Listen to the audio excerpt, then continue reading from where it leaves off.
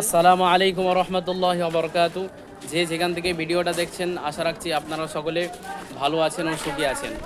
এইমাত্র আমি আছি সেই পশ্চিমবঙ্গের বৃহত্তম ও ঐতিহ্যবাহী মাদ্রাসা দারুল উলুম কালিকাপুর মাদ্রাসায়। দেখতে পাচ্ছেন আমার পিছনে অনেক সাথী ভাইয়েরা, ছাত্র ভাইয়েরা তারা ভিড় করে আছে।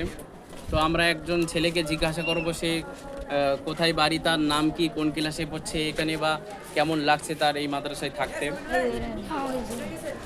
হ্যাঁ, তো এই ভাইকে আমরা জিজ্ঞাসা করে নেব, তোমার নাম কি ভাই? ও ইকবাল গাজী এনার নাম। তুমি কোন ক্লাসে পড়ো এখানে? কোন বিভাগের ছাত্র?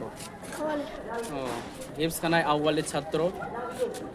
তো আমরা আপনাদেরকে এখানে যে অনেক বিভাগ আছে, হিফজখানা আছে, তারপর মাওলানা বিভাগ আছে, মাওলানায় পুরো শুরু থেকে নিয়ে দৌরা হাদিস পর্যন্ত আছে, আপনাদেরকে সব দেখানোর চেষ্টা করব আজকে। যেহেতু আমার তো এটা হলো দারুল উলুম কালিকাপুর মাদ্রাসার দৌরাই হাদিস ক্লাস। আপনাদেরকে সব ক্লাসটা দেখানোর চেষ্টা করব। দেখুন,